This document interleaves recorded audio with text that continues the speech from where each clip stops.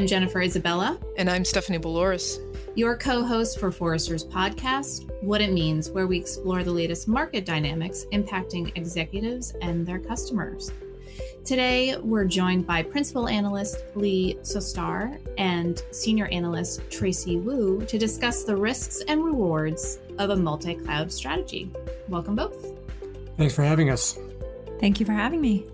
So before we go deep into multi-cloud, I just want to pose this question around some definitions, right? We're talking about multi-cloud today. I've heard of hybrid cloud. Is this just marketers trying to carve out a separate space in the market for their products and services or solutions?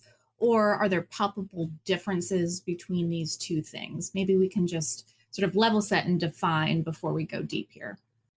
Well, we get a lot of questions about this, especially since I look at the hybrid cloud management market pretty closely. I'll get a lot of questions about hybrid cloud, and there'll be questions about what is hybrid cloud, what is multi-cloud, what does that mean? And there are a lot of different definitions out there. For instance, like NIST definition is one thing about ability to burst between two or more clouds for load balancing data and apps. There's a market definition, which is just cloud used with anything else. And then, modern terms is kind of just a reference to a mix of different deployment models. With multi-cloud, this is something where there actually is a distinction, or a generally industry accepted distinction of multi-cloud is the use of multiple public cloud technologies. And some people will interchange them. Some people will say multi-cloud and hybrid cloud. Some people will say hybrid multi-cloud. That gets used a lot. And that's where you get into the sort of marketing term of, we want a product that can encompass any possible need that you have. So you hear that a lot from vendors, especially ones that aren't hyperscalers, that are trying to carve out their own niche and carve out their own role within the industry. Yeah, I would agree with that. I think multi-cloud, straightforwardly is you have two public cloud providers or more, and our Forrester research shows that more and more people are moving in that direction. We'll get on to why that is a little bit later. But for now, on the question of definition, we often hear people talk about distributed cloud, which can usually be taken to mean all of the above, a hybrid model, a multi-cloud model, but increasingly the edge. The difficulty there is that it's a description, but it doesn't get you very far, because cloud is on one hand hyper centralized, but it's also distributed in terms of regions and availabilities and so forth. So you end up really back where you started. So we constantly find ourselves trying to break down what different people mean by that so we can better guide them to the kind of outcomes that they want. Mm-hmm. Yeah. And we hear a lot of distributed cloud from specific vendors that want to try to provide some differentiation in what they're doing, especially if they're bringing in those edge capabilities. But generally, what I've been saying to clients, I don't know, Lee, if you've been telling them a little bit differently, but it's really just marketing buzz. Distributed cloud, it doesn't have a lot of meaning behind it, and you really shouldn't be, using this as something that's a gatekeeper to your strategy. Right. And at the enterprise architecture level, that becomes the first place where you make that transition. So you start out, what is the end state that we want to be able to provide to people? Where are the capabilities and where? Because the question of what ends up being hybrid, what ends up being edge really depends by industry, by size of company, by geography they're operating in. So once you break that down, then you can start to guide people towards the specifics that they need. And the challenge then becomes, what level of maturity are the offerings in that given area? Where is the complexity going to land with you? Is there something you can do yourself? Is it something you need a systems integrator to help provide? Is it something you need to consume as a managed service? So you have the high-level architectures are easily grasped, and that you can map out where you want to go. The question of implementation becomes the challenge. So I guess what could be helpful then is to actually get into some examples of multi-cloud models that are in use today. And for each one, talk about why they're in use and why enterprises might have pursued them. Like you said, what are your business needs? What do your enterprise users want? The ones that we see most commonly are multiple clouds hosting different apps based on app characteristics. So this is where you use multiple cloud platforms for parts of your app portfolio. And this could be due to different strengths in each platform. So you get a lot of we are primarily, I don't know, an AWS or Azure user, but we rely on GCP for its analytics, AI, ML capabilities, and that's a really common scenario. Other things that you'll hear are where the company is choosing to use cloud, and their developers actually prefer a specific area where they feel much stronger within a specific public cloud, or they're comfortable with that, or they came from a background. So the business will just naturally gravitate towards that. And then there is the business user preference. So, like, if you have, there's actually a few different things. So, it could be a partner base where you're working with an external third party vendor, and that's what they want you to do. So, another thing is, coming from my last company, they had a major partnership with Microsoft. A few of their business units were already using AWS, but they realized, well, we have this massive partnership with Microsoft. We need to help solidify it by migrating everything to Azure. And so, to strengthen that partnership, that's what they were doing, or that's what they're attempting to do. The sourcing side of that's decided on an app by app basis. So you'll look at organizational users or characteristics and where they map to various services available. If you're looking at specifically just the different strengths of each platform, and then there's a lot of expediency that can be added by creating rules regarding characteristics of the app. So things that are particular to a specific app that might make it more suitable for a specific area. And it doesn't necessarily have to be the strength of the public cloud in terms of who's deeper in functionality. It could also be who has better costs or who has a better pricing model for you.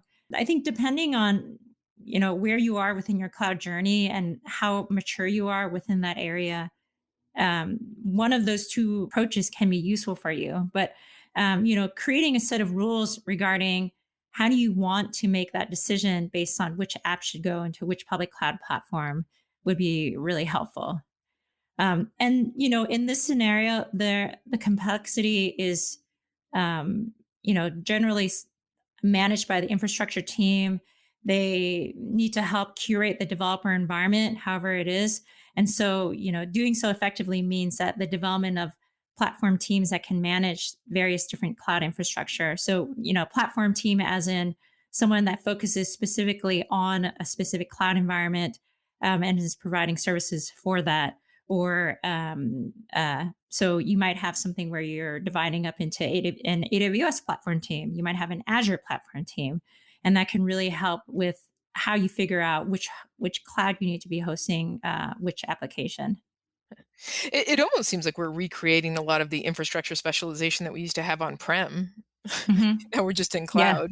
So when you hosted Yeah. all of your compute and storage infrastructure on-prem, you would have architects and engineers and other kinds of IT professionals who would be specialists in the various infrastructure from the major vendors. So I guess just a quick summary of what you said. So in many cases, it's application specific, and each of the major hyperscalers have a reputation or have specific features that lend themselves to certain applications, whether it might Hmm. be high transaction, might be an analytical one, et cetera. In some cases, what I heard you say too is there's commercial considerations as well.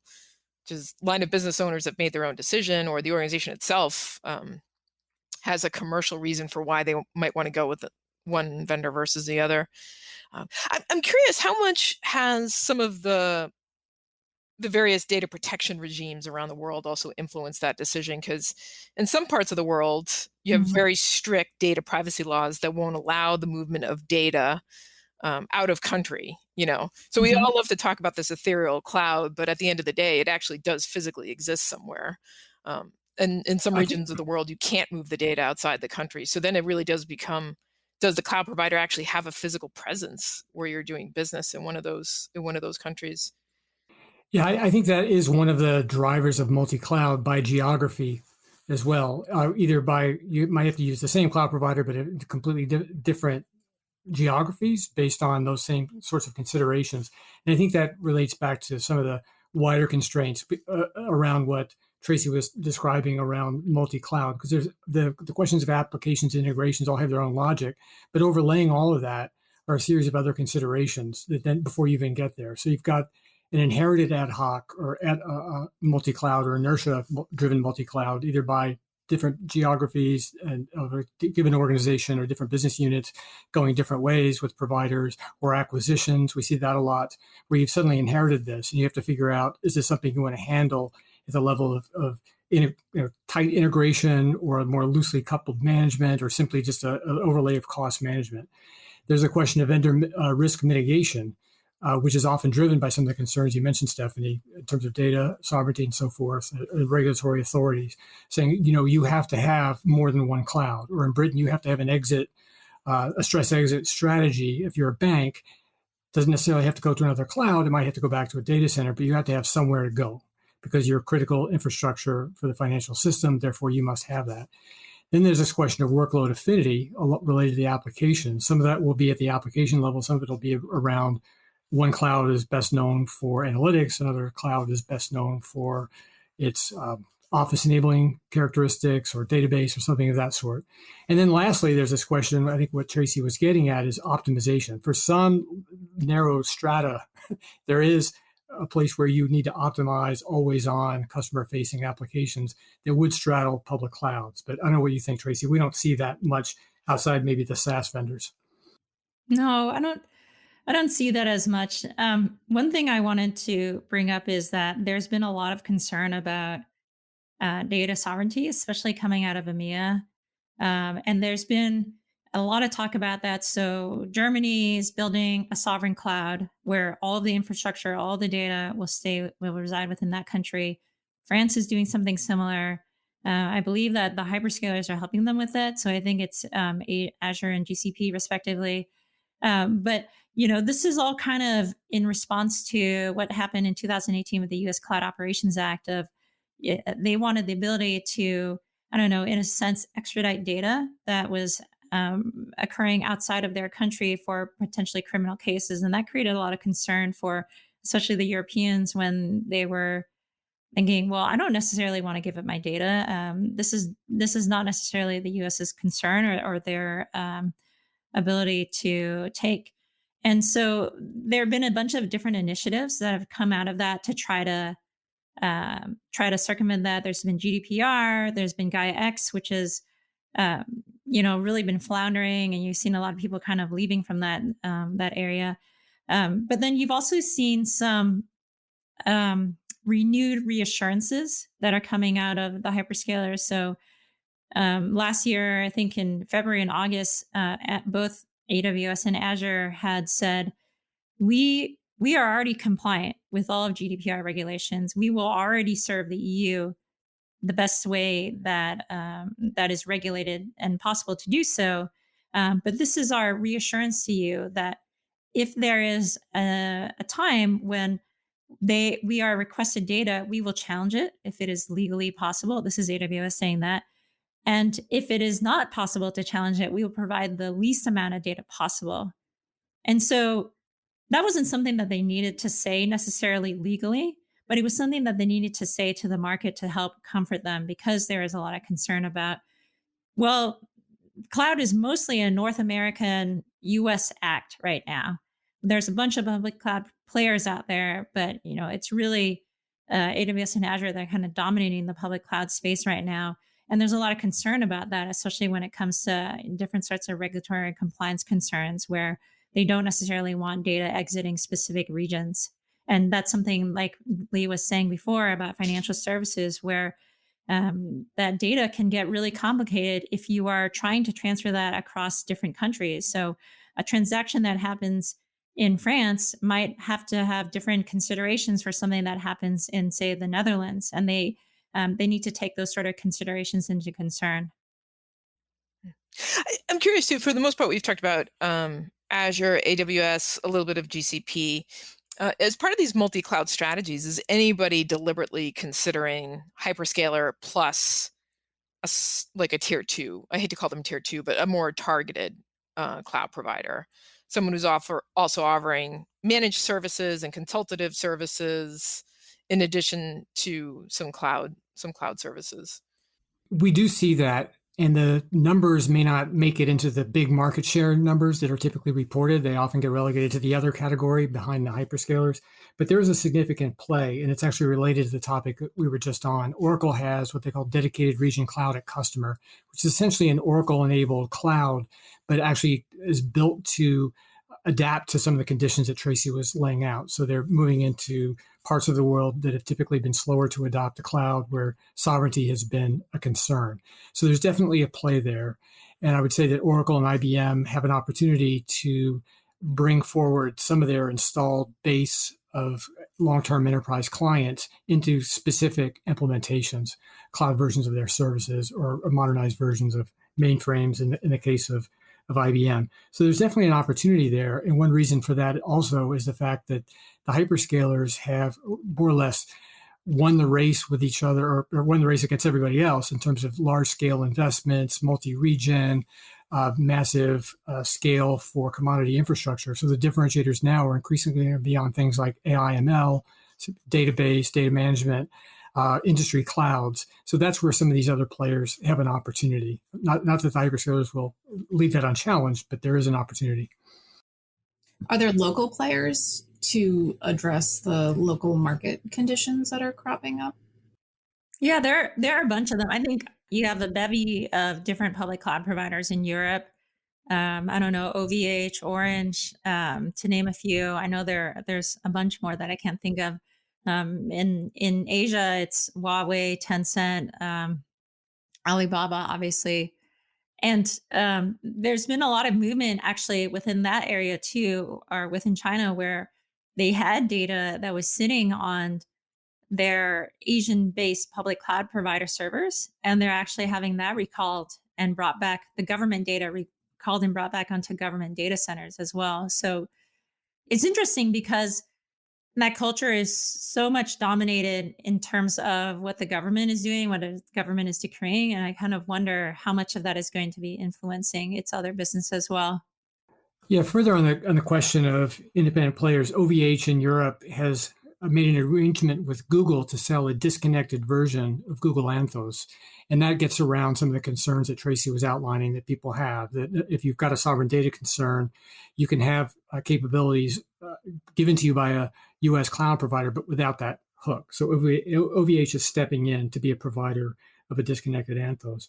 I think we will see, owing to geopolitical tensions, trade wars, and so forth, there will be a cloud nationalism. It's something we predicted in our cloud predictions for 2022. And increasingly, because of sanctions and various other considerations, you'll start to see a greater fragmentation between the Asian cloud provider market and then North America and Europe, with Africa and the Middle East and Latin America being more in play as the competition plays out. That's not necessarily hard and fast. There will be players. It's not that the hyperscalers are going to pull out of, say, China tomorrow, but they may be increasingly compelled to operate under constraints that make them more and more distant from what the, say, US-based Amazon would be able to provide. So we have multi-cloud models driven by app-specific considerations, or like we mentioned, there's privacy considerations. Are there other models that we're seeing? Yeah, I mean, there's a few. We also outline multiple clouds that are hosting part of an app ecosystem. So I think the first one was looking at multiple clouds hosting different apps based on app characteristics. This is just different parts of the app ecosystem, or what we can call a hybrid app architecture, and where you're using multiple platforms. So this is both cloud and non-cloud. Due to maybe there's a specific service available, like we had mentioned before, avoiding escalation costs. So if you're using like data heavy applications and you're worried about the cost of data egress, for say like a high performance or supercomputing type application or something that has a lot of big data, then you might actually want to host some of that, the storage of that data for that application on premises, or even for latency issues. And then that's also, might be also a concern for required regulation. So I think Canada has that sort of concern where they want that data actually hosted within data centers that are in Canada. And so that might happen, either from a public cloud, or if there's no data center within the region or availability zone that they need it in, then it might happen on premises as well. And it's also maybe satisfying the preference of those accessing workloads. So the first two that we talked about, I think those are the most common. And then you have ones that are a little bit less common. So one cloud with multiple deployment options. So this is where you have something like um, this is not multiple platforms of vendors, but multiple deployment environments with the same APIs. And this is the case when you want the ability to choose where the environment where the environment lives is more important than, say, vendor flexibility. So, for example, something like Azure with Azure Stack. I think that that's going to be an important area of development. We did earlier this year, Charlie Dye and I co-authored the Public Cloud Container Platform Wave, which was essentially an evaluation of these kinds of capabilities. We looked at what the cloud providers were doing, not in general, but where they were going with cloud native. And this element of a common API, being able to give multiple options, essentially giving you what you need to build your own platform and customize it was some of the key findings that we had. Are there specific workloads or use cases for that deployment model? I think right now, some of the ones that Tracy has mentioned will be important where latency is a concern and people, or data sovereignty for that matter, like what do we need to keep on-prem, and the ability to basically also contain the run rate that you might have in cloud and shipping data around, optimize the investments that you've already made. Yeah, and then there's the last model that we look at is really multiple clouds being used simultaneously for a single app. And this is very uncommon and very expensive. And so, where you run the same app simultaneously, and this is like where you want to have like an active scenario where you can't afford to have any downtime at all. And that requires building an app identically on two or more clouds. It can take a very long time to do that. It's very rare to do that. And it's also very expensive. So when people ask about that or ask about how common that is, that's what we say is we generally try to dissuade people from actually doing that. And generally, it's really only ISVs that are delivering SaaS solutions to clients that are either very demanding, required to have continuous uptime. They're very opinionated in terms of how they want their application to be deployed. They have an insane amount of money, and they're pretty inflexible in terms of what they want out of their public clouds. Yeah. Although, interestingly enough, if you look on-prem and you look at disaster recovery architectures, more and more clients on-prem have moved to active-active configurations. And while it might seem expensive, if you compare it to the costs of maintaining like a warm or hot standby, you could argue active-active, where you're both gaining performance, scale, and you've got a disaster recovery solution in place, would actually be more cost-effective. It can be more cost effective depending on what it is and how important it is, because the cloud enables a lot of things that you can do, but you have to be able to pay for them. And I Right. think when you have a series of high profile outages that cluster together, is what happened with AWS at the end of 2021, that's going to sensitize a lot of the biggest companies to say, maybe we should consider this after all, because we can't afford to have any downtime. We don't want to have any dependencies. And it makes sense because the cloud providers are stepping forward to inherit the world's technical debt. So all the problems of change management, all the problems of dependencies accrue to organizations that are so big that no one group or one team could easily disentangle them when something goes wrong. So if you have got an application that must always be on and be available, say a big customer facing application, it may well be worth investing in this in order to mitigate that risk of downtime. I guess when we've talked so far about multi-cloud, in some cases, it hasn't necessarily been this grand design, this grand strategic plan. Business units have made independent decisions, individual application owners have made independent decisions, mergers, acquisitions, or you've been, driven by um, data sovereignty issues. Have we seen do it by design, do it deliberately? And what were the gains that they were specifically going after? Well, I think one of the things was yes, you get a lot of what we call hybrid by accident or Yeah. multi-cloud by accident. So there's a Yeah. lot of that. Oh, whoops, we're in four different platforms now. But there are those like we had said earlier on, which is they want to use a public cloud provider for a specific service. And so that's something where they actually build that in, or they're less common now, but the fear of being locked into one cloud platform that they just very purposely choose to use two different platforms. And I think that's something that comes up with resiliency as well, right, Lee? Where you're talking about like a bank that needs to have an exit plan or the ability to move X amount of data in a certain amount of time, that they'll very purposely build that into their plan.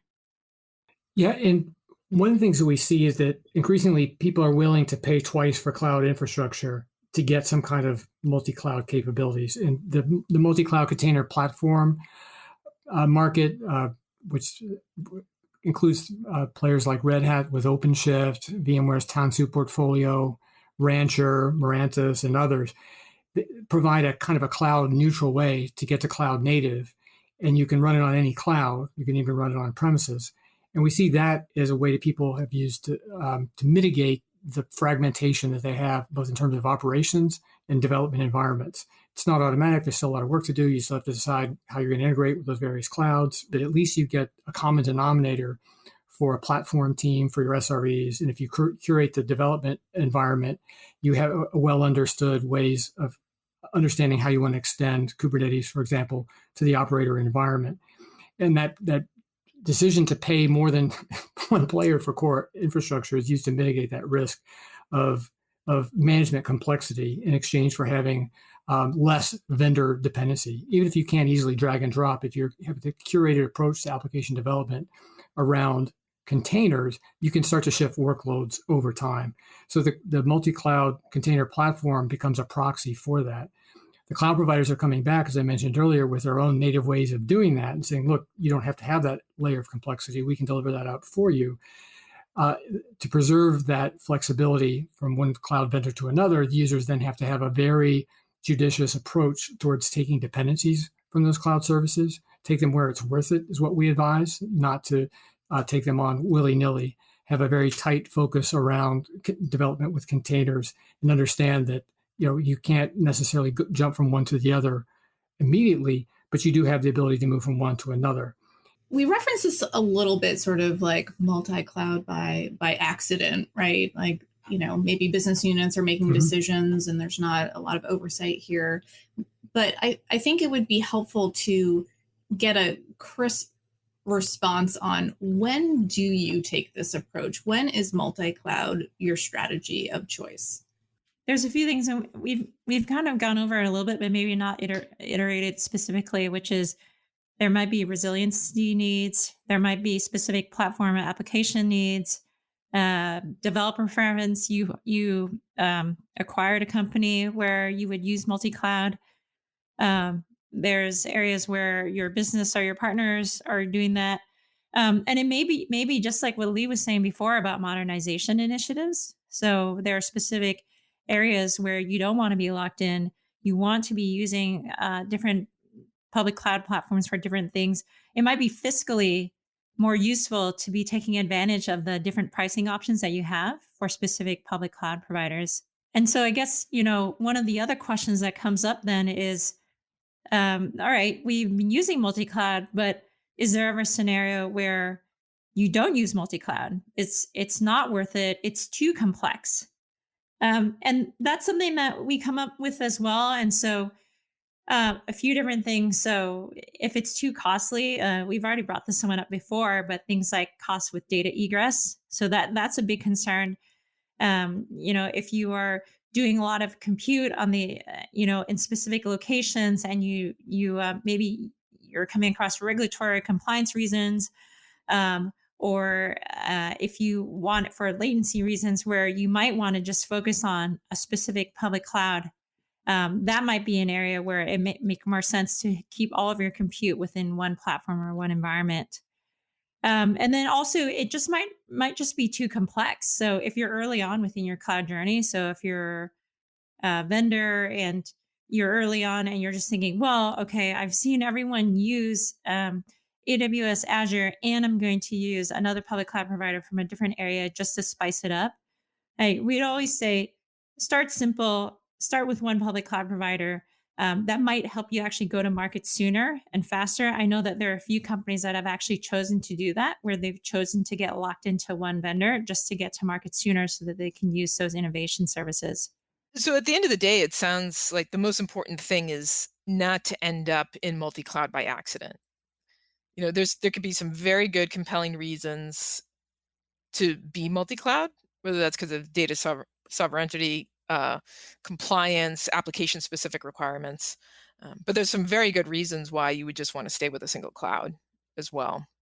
Yeah, but I would argue, and Lee, I don't know, correct me if I'm wrong. I think that most people end up in there by accident. It's not necessarily a deliberate plan where they're thinking, this is our cloud strategy. We will deliberately go with these several public cloud providers. A lot of it ends up being like cloud is treated as sort of an innovation or strategy initiative where you're giving one business unit some autonomy to go and explore that. And then once you start to form that sort of exploration, you either have some developer, or some partner, or some company that you've acquired, where all of a sudden you have, different applications in different areas, just based on maybe the strengths of your business partnerships or the strengths of your own developers. So is there guidance there though on like an annual basis or some sort of cadence where you're taking a step back and evaluating those partnerships or those relationships so that you're proactively managing these assets and not gathering things along the way, I guess? That's something that we always encourage. So you set a cloud strategy, but like any good business, any good strategy, it needs to continuously evolve. You need to continuously recheck. Does it make sense for my environment to look the way it does? Yeah, and as the complexity of multi-cloud is managed well, perhaps by the IT teams, it's still going to come at the procurement and vendor management teams and be quite challenging at times. So having long-term contracts may mitigate some of that, but it risks missing out on some of the opportunities that might come about with other relationships. Great. Well, thank you both for joining us today. Our pleasure. Thanks for having us. If you like what you heard today, subscribe to Forrester's What It Means podcast on Apple Podcasts, Google Podcasts, or your favorite podcast player. To continue the conversation, follow Forrester on Twitter, Instagram, and LinkedIn, or drop us a note at podcast@forrester.com. Thanks for listening.